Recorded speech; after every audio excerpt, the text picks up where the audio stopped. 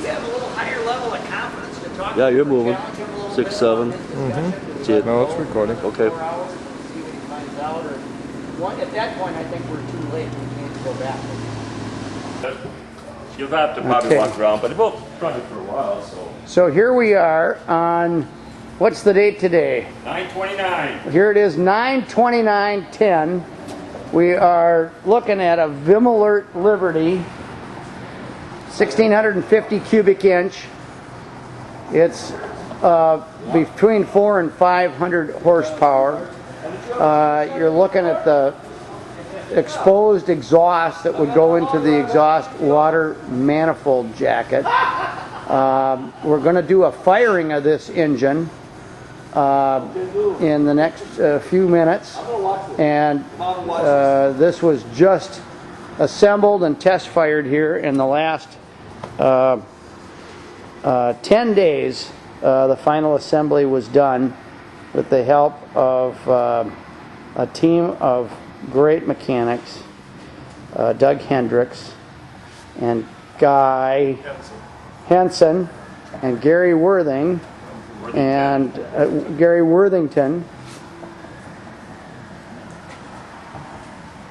and we're soon to make some really big noise here. And just kind of show you this set out. Here's our engine stand. Got some pretty big sunlight here. Here's the back of the engine. Probably shouldn't shoot into the sun, but let me. They must know we're getting ready to fire this motor or something.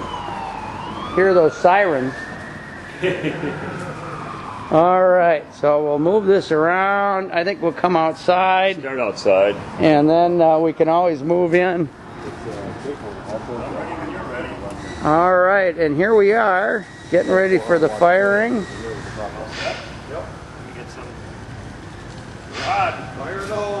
Rock and roll. Yeah, baby.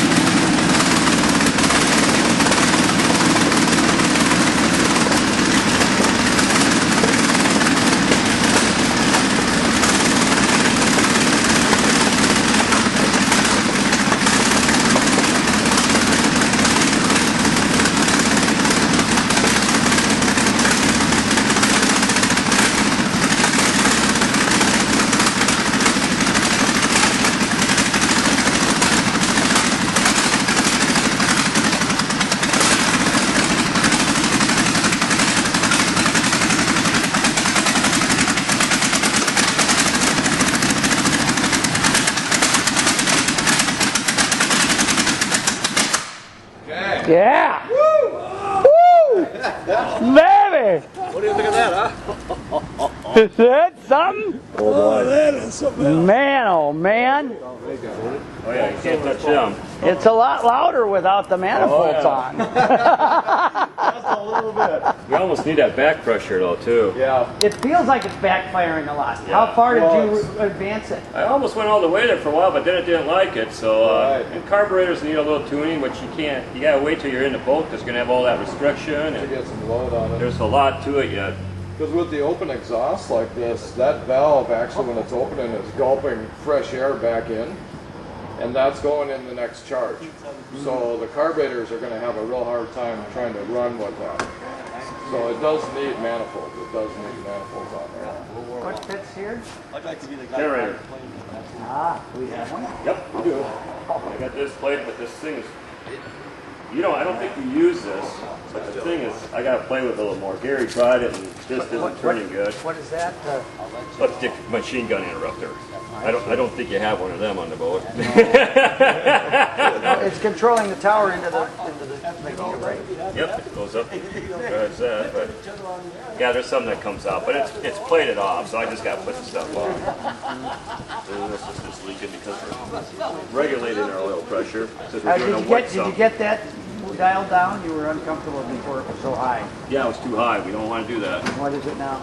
We're back to 40. I just regulate it till I'm We running can about dial 40. it right in where we want it now. Okay, well, and how will you do that in the boat? Well, you'll have a dry sump effect going out. Now Yeah. Right, we're shoving the scavenging right into the pressure side, and I see. That's where the dry it's sump. too much. Yep. Yeah, Yeah. all of a sudden now you're double feeding it, and that's frickin' just begs the gauge. Yep.